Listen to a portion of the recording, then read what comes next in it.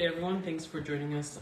KUAM CNMI and Tomas Manuana reporting live from the CNMI Governor's Office, where the members of the Senate and House, both leaderships, are here as we are expected to hear the exact details of the 2023 FY 2023 budget, and also a lot of the revisions that people have been looking for since Governor Palacios and Lieutenant Governor David Apatang took office. And so we're finally here several weeks later, knowing that the fiscal response team, comprised of members from the executive branch and the legislative branch, have been meeting virtually every week, several times a week, to come together with this plan. We did get a copy of the full revised budget, and we are just moments away from being let into the CNMI Governor's conference room to hear the exact details. That's what everyone wants to know.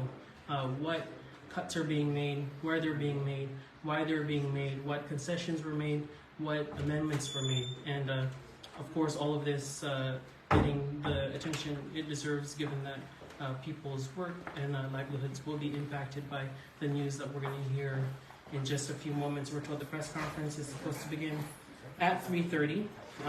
We got here just a few minutes ago, and we're about 6 minutes away from the half-hour mark. But I did want to share part of the revised budget that we received. It is several pages long, but there are 9 main points that are made within this document, talking about the revised budget proposal, incorporating the following considerations and what they're calling assumptions. The first of which is the removal of the American Rescue Plan Act.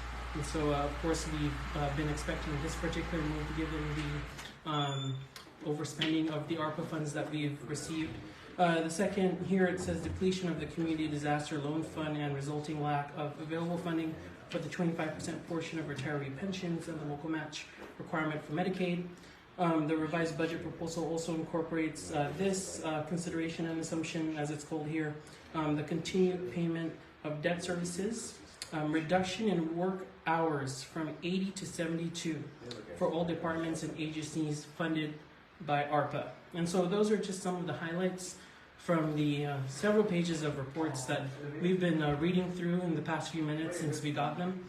There are some major questions, of course, we'll be asking, but it appears here that there will be a reduction in work hours from 80 to 72 for all departments and agencies funded by ARPA. Of course, this has to go through with the approval by the legislature, and we saw the Speaker of the House walk in moments ago. We also saw the Senate President walk in moments ago. So it appears that there is consensus, and that this plan is something that is a product of their coming together in this new coalition government. And so again, we're just minutes away from the press conference that's supposed to begin at 3:30, and we'll have lots of questions, of course, and we'll post the full document to kuam.com, and you can follow us on KUAM CNMI on Instagram for the latest updates. We'll be streaming the entire press conference live, so please stick with us. And like I said, we just got the documents in our hands just moments ago, and we were able to read through most of it, and we'll be asking questions about that in just a few moments. So we're just waiting to be let in by the media relations team here at the Governor's Office, and we will bring you this press conference live. All right, it appears the doors are opening, and we'll see if that means we'll be able to go in. Oh, all right, we have some legislators exiting. Hi.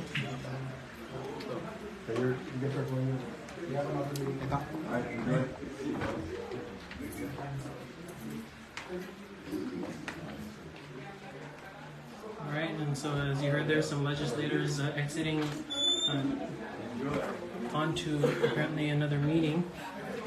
And we're getting the first look inside the room where we'll learn more about it. He's coming. All right, here we go. Thanks for joining.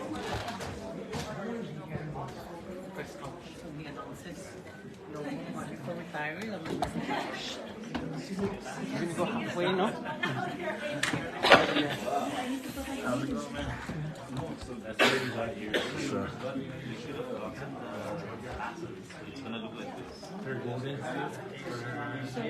So the pass for your members is the 3-day pass.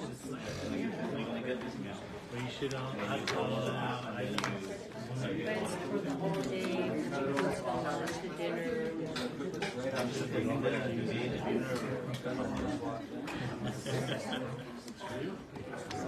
You're good there, you don't need it. So I ain't gonna represent. We'll find out. Sorry, you're not telling me. Figure this one out. So I guess the answer would be yes. It's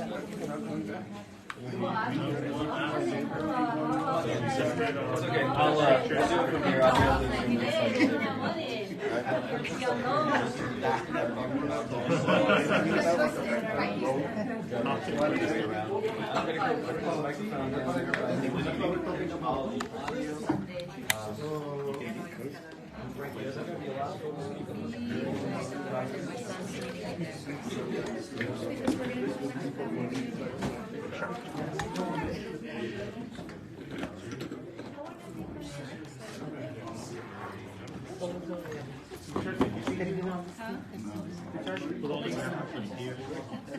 You're gonna be 16.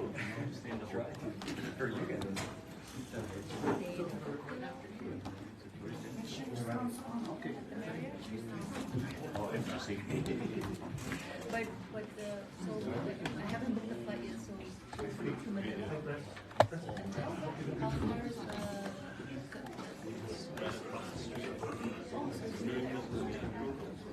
I won't get lost. I could just get Yes, PN, can we put your mic over here? Not.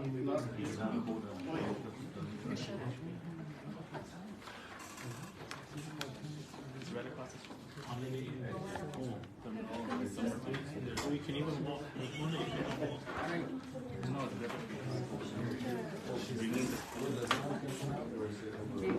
Good afternoon, members of the media. We're going to go ahead and get started. Thank you so much for joining us this afternoon. We have about 30 minutes before the governor needs to leave to his next appointment this afternoon. As part of his commitment to transparency and good governance, this is the third press conference within his second month of his administration. So he's keeping us forward to make sure we're communicating to the general public and to the members, our members at the legislature and across the community. Today's focus will be the 2023, the revision to the 2023 budget. So I'm going to go ahead and ask the governor to begin our press conference this afternoon. Thank you, media partners, for joining us this afternoon. As many of you, or all of you know, I have transmitted the revised 2023 budget to the legislature this morning. And again, even as you all know, that we were working on revising the budget because it was necessary to do that. At the top of that list is that because the 2023 budget had embedded funding from ARPA and from CDL, from the Community Disaster Loan. Those funds are pretty much depleted, and so we needed to make those adjustments just on that. Secondly, we also needed to revise the budget because the present 2023 budget did not include much operational funds to run this government. One of the most biggest one is the Medicaid max and the 25%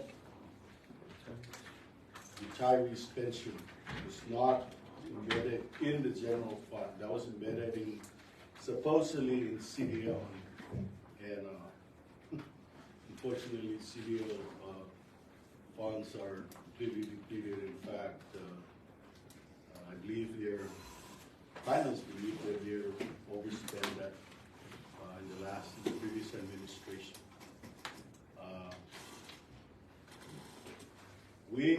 I am proposing the proposed budget that we've submitted to the legislature has made some very painful proposals.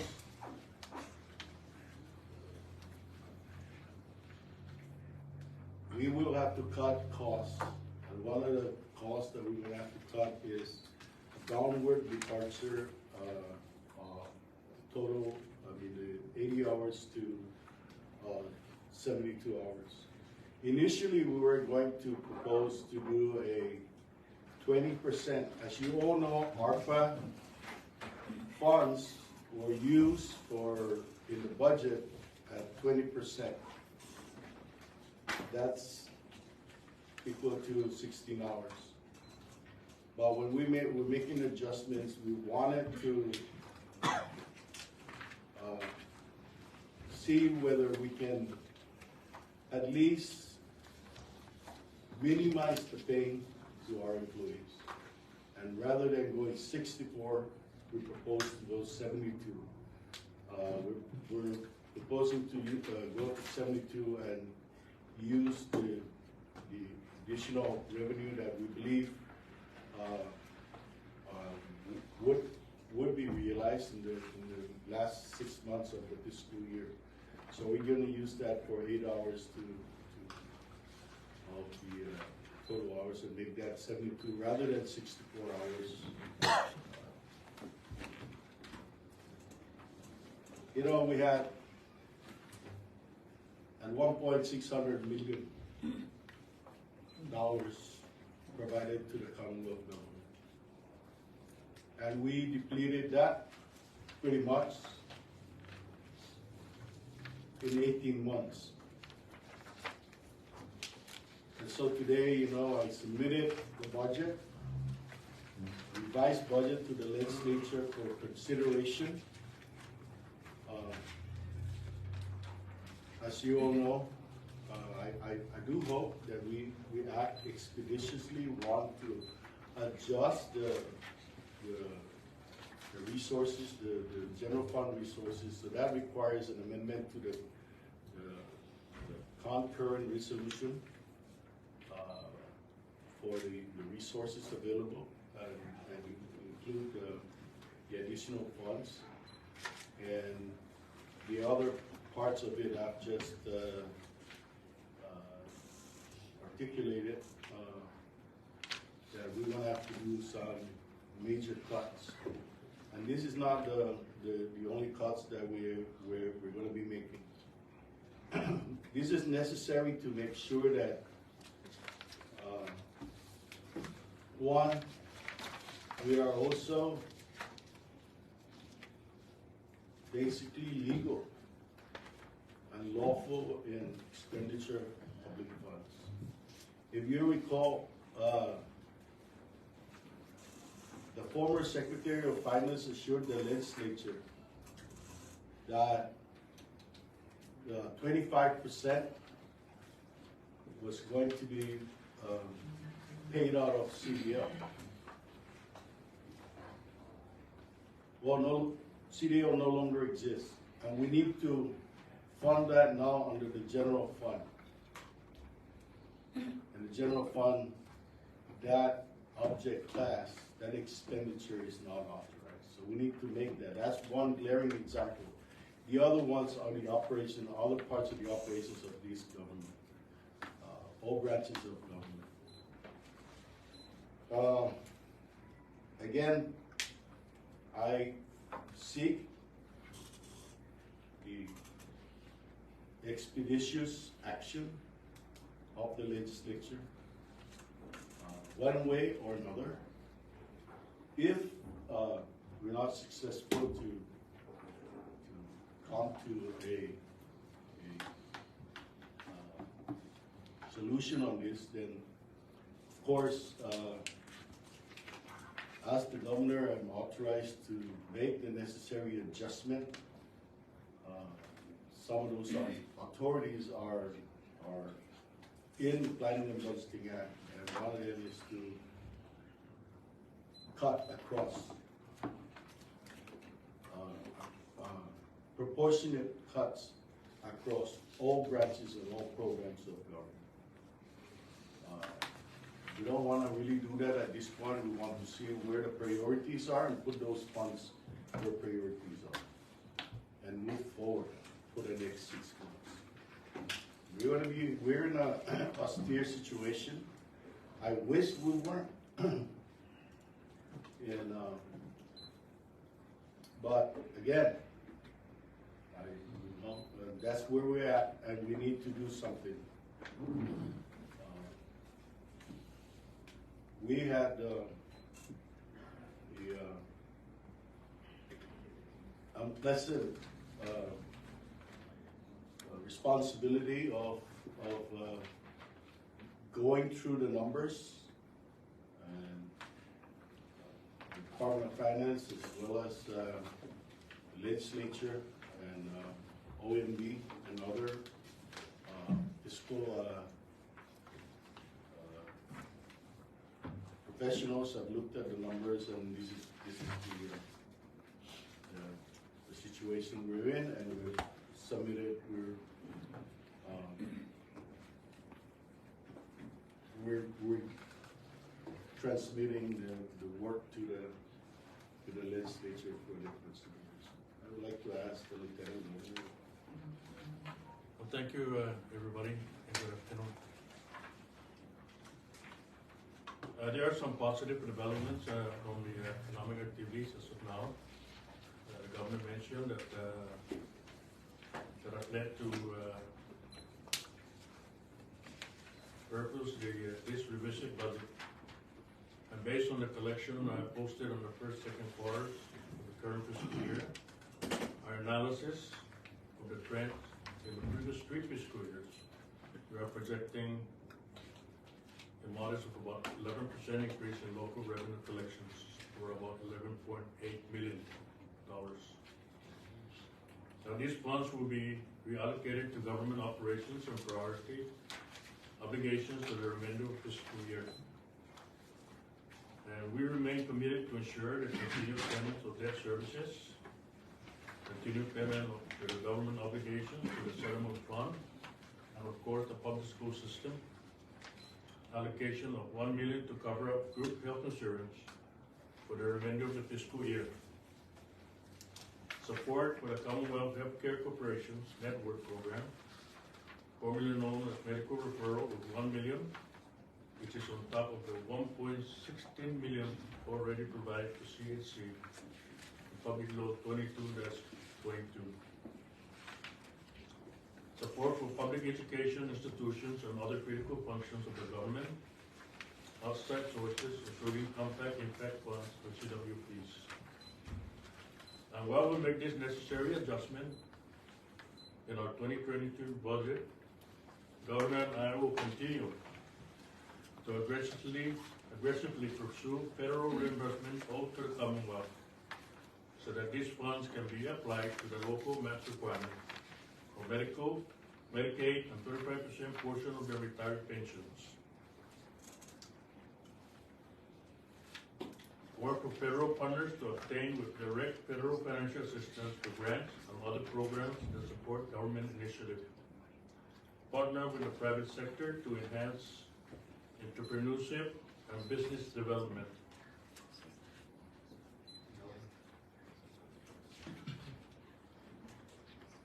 So,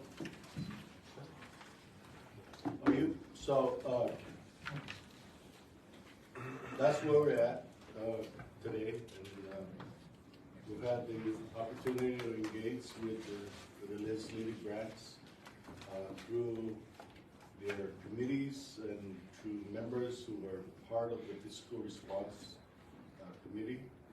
And like I said this morning, I officially transmitted a revised budget. The presiding officers of the legislature, and they will be discussing this with us and our team to take a look at where,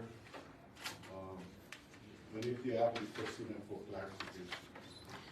Right, Governor, if I could just begin, I just had a question for the Department of Revenue and Tax and also Senate President Edith Dion Guerrero when it comes to, on page 4, on item 1 there, it says about tax revenue enforcement, taxation and auditing. Is there a specific target that you're aiming for when it comes to those tax collections? I can't help but notice Senate President Edith at the Chamber of Commerce last week, you mentioned when it comes in particular to food stamp retailer taxes, we have about 24 million over the course of just 3 years that was within the last decade. So can you talk more about what your intentions are when it comes to tax collection to help remedy your situation?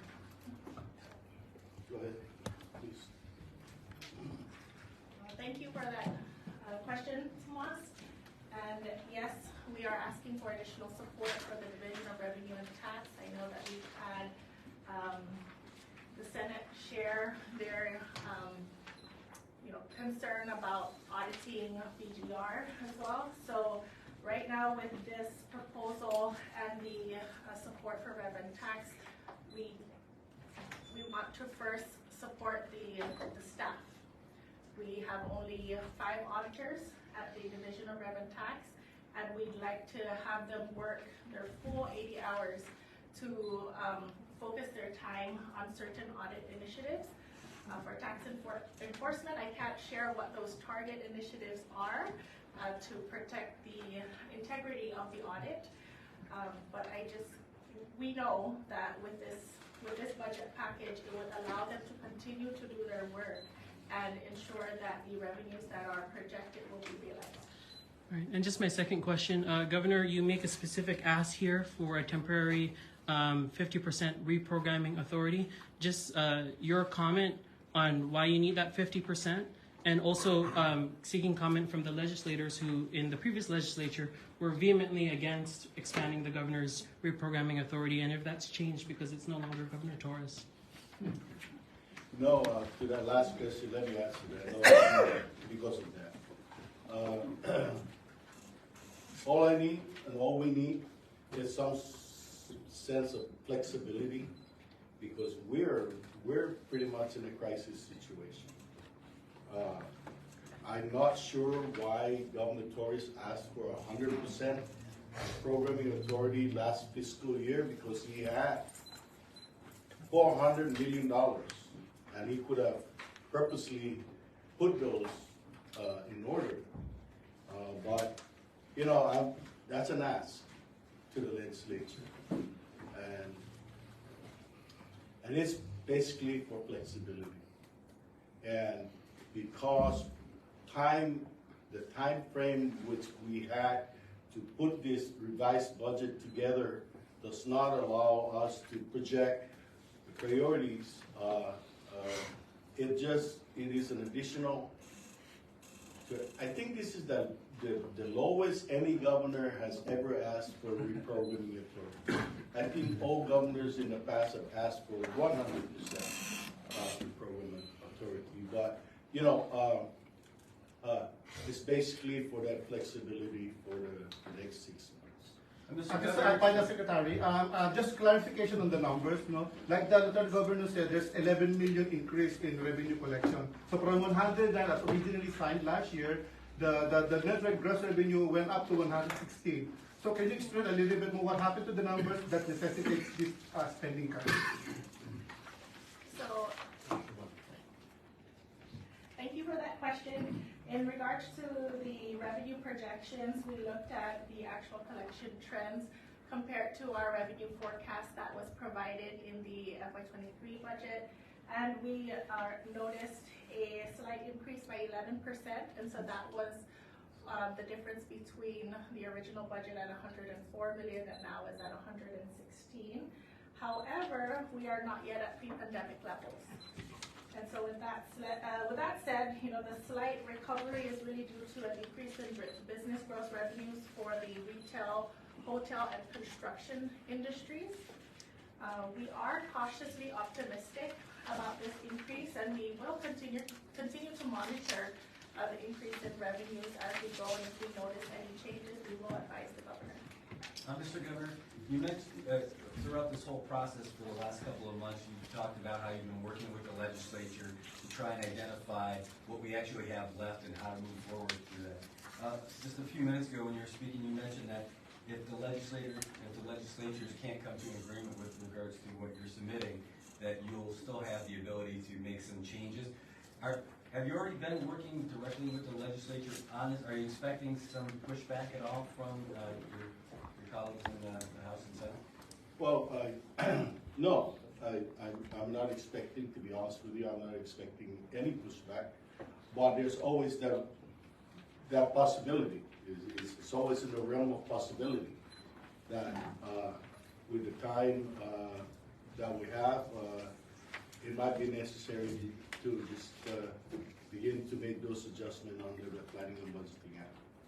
Thank you. Also, we just had a question from one of our viewers that asked about how will this have an impact on tax rebates that people are expecting? Tracy?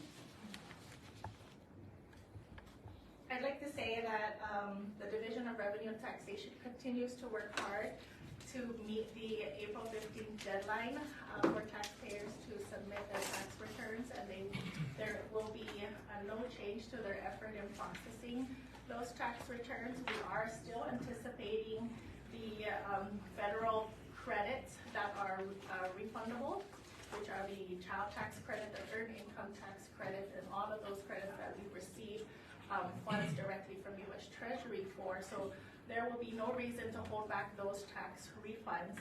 And then we will start processing local refunds after that. So I don't anticipate any delay in issuing those refunds. So the regular tax refunds, the funding for that hasn't been affected. That would still go through, not just the federal one, sorry, but the locally paid tax. Yes. Thank you. Yeah, we are still anticipating to release those refunds. Can we have statement from Senator De Leon Guerrero and Speaker Villagomez?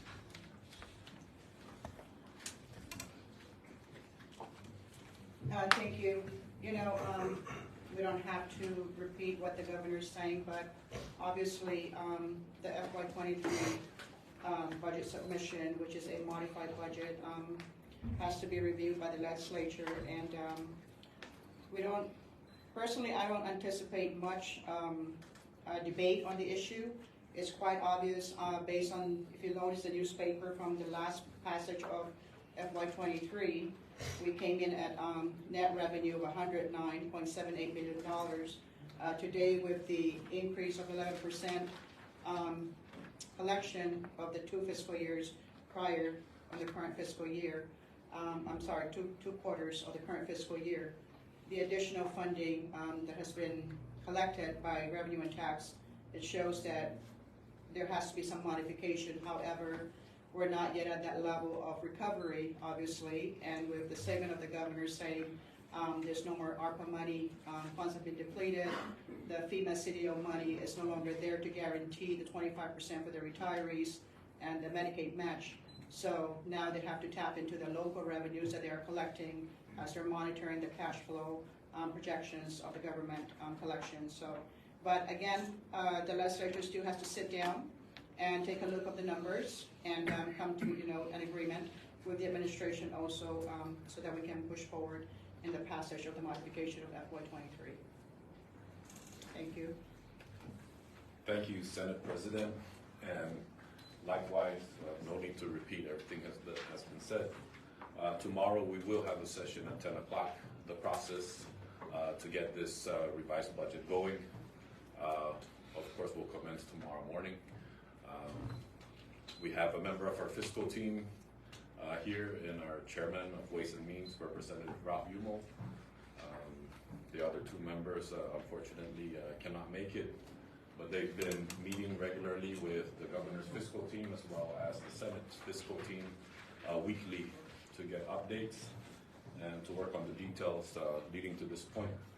So that should smooth the process a little bit when we go through the process of getting this revised budget passed. So we stand ready. Of course, we're not really going to push back, but like the governor said, there's, or like they say, the devil's in the details. So when we catch those things, of course, we will be working closely with governor's team as well. Thank you. Mr. Governor, did you incorporate any of the recommendations from the fiscal summit that was held in 2022 in this budget proposal? Yes. Could you tell us? You know, one of them is, you know, a lot of the expenditures, like operation expenses, like phones, hard leases, all those are very low-hanging fruits that we can immediately make. We need to pivot out of that and look at the specific recommendations of that, of the recommendation of the summit, and perhaps incorporate those in the 2024 budget submission. Because today, the situation, the revision that we're proposing is time sensitive, and so we don't want that to be part of the discussion right now, because we want to try to minimize the controversy that some of those recommendations, that additional taxes on some items and whatnot. But certainly, the 2024 budget code will give us that time to consider that, and also the legislature will have time to consider those proposals. And Governor, we heard that you met with the mayors of Rota, Tinian, and the Northern Islands. Can you talk a little bit about the details and the approach to those municipalities? We know, for example, the Rota mayors, half of her staff, at least last we checked when she was first elected, are ARPA funded and they reduced salaries. So what's happening over in Rota, Tinian, and Northern Islands? We had a conference yesterday or the day before, and they understand the situation, and proposal was laid out to them, and they pretty much agree. I mean, it's a consultation process, and we had a fairly robust, long conversation and discussions about the proposal, and they understand. They understand the urgency of the need to do this. Otherwise, you know, not to do anything would not be the best option. So, yeah, we have a very productive. We do have, you have a 15, so we'll entertain 2 more questions if there are any. Candace has one question. Oh, Candid? John, have you been able to review the FY 2020 audit of the federal funds? And if you have, can you explain the audit finding that some 54 million in tax rebates have not been paid? Thank you for that question. That's regarding the FY 2020 single audit tax rebate payable. Now that amount, I believe she said is 54 million. I don't have the exact amount at the top of my head, but that amount includes tax rebate payable since inception, meaning if there are any outstanding refunds, those are remain on the books. I can tell you that as tax director, we know that that amount also includes taxpayers that have passed away, taxpayers that have moved off island and have yet to claim those refunds. How will you guys pay it? Again, we process tax refunds on a yearly basis, and so that amount continues to go up for the liability of the government. Again, that total tax rebate payable includes the amount dating back to, I can say before the year 2000. And so, again, there are a lot of taxpayers there that have unclaimed refunds that remain on the books. we'll take 1 more question. Brett? Mr. Gunner, thank you. With regards to recent visits from Mark Hashimoto from Indo-PACOM, are there any updates with regards to the military presence in the CNMI? Yeah, that was a briefing. You know, I definitely welcome the Indo-PACOM, and because they're going to be rolling out some of the information on the advise probably CJMT issue. And certainly they're going to be inviting you folks, probably a lot of our departments and stakeholders on Friday. I don't want to speak right now to that. Maybe Mr. Hashimoto, General Hashimoto can. We had a sort of a closed door meeting with his team and our team, and it was about a 45 minutes meeting. They kind of generally briefed us on some of the changes that they're going to be making, but certainly the media will be more than welcome to probably join them on Friday at the briefing. They're going to roll it out on Friday. And I think, I believe that you will get more details from them and probably more accurate answers than I could give. Where's that gonna be, Bill? It's going to be at the Hyatt, I believe. So, you know, please do reach out to them. You might want to reach out to Danny Aquino, who's the director of CDMA. He's the local official that's helping facilitate that meeting. Sorry, one more final question Just- from Tomas. Right, just a quick question, because the other piece to this is the accountability portion. It's virtually impossible to get a comment from the OPA or Attorney General's office. Can you shed any light on what's happening on that end? What do you mean? It's To hold who virtually over? impossible. Well, they're not Okay, they never respond to comment. All right, okay, and I'll be very frank with you. I've talked to UOPA and asked them for assistance. I've talked to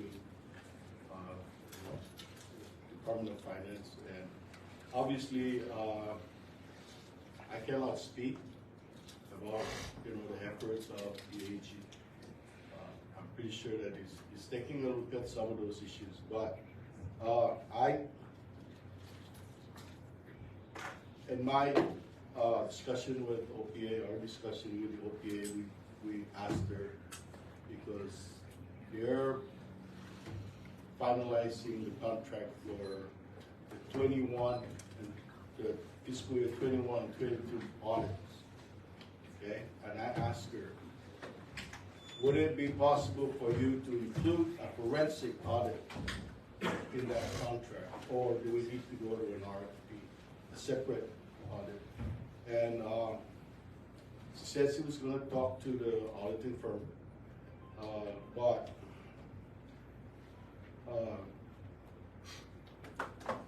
I asked her, and I actually asked her to go ahead and put every efforts to do a forensic audit on the federal programs that we have. And if need be, ironically, whatever I can scrape out from the bottom of this ARPA barrel, I will give it to her to do the forensic audit. If not, then we have to figure out a source to pay for that forensic audit. I've also sent a letter to the federal government, to the White House, and to Interior, requesting for funding to do those audits. Not only to do the audits, but to also provide training and assistance to revenue and tax, assistance in additional auditors. As the first question that was asked of Tracy was, so what do you need? Why do you need these additional auditors or personnel at revenue and tax? That's the reason why. And so some of our asks to the federal government is we need additional financial professionals, either temporarily assigned to the Commonwealth to help finance, and to provide training for institutional sustainability on management of fiscal management. So those letters have gone up, that made those offers actually, and officially we made those requests. So I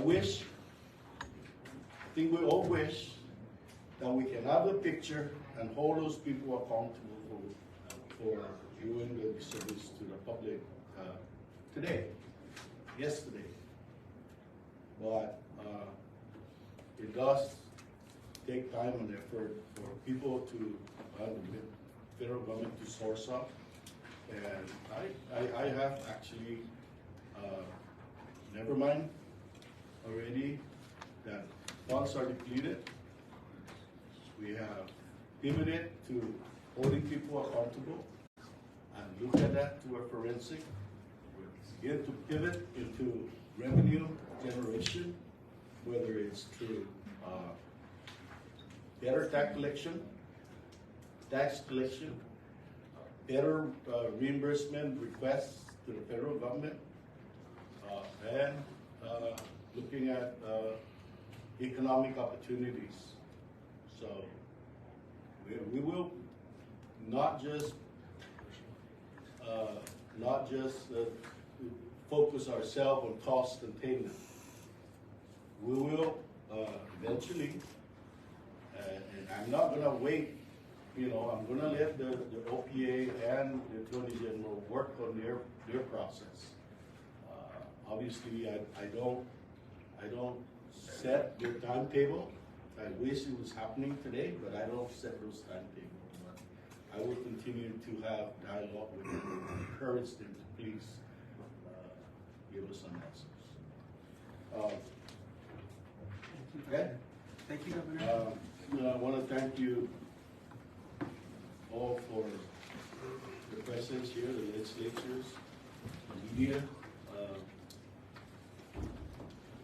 The next time I have a press conference, we're going to have to start talking about more pleasant things than what we're discussing. Right?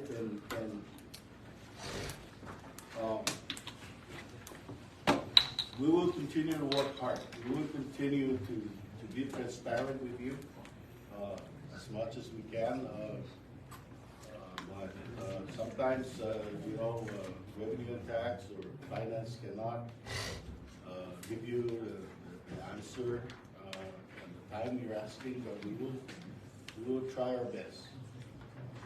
And we're working hard, and we ask for communities' understanding on these issues. Obviously,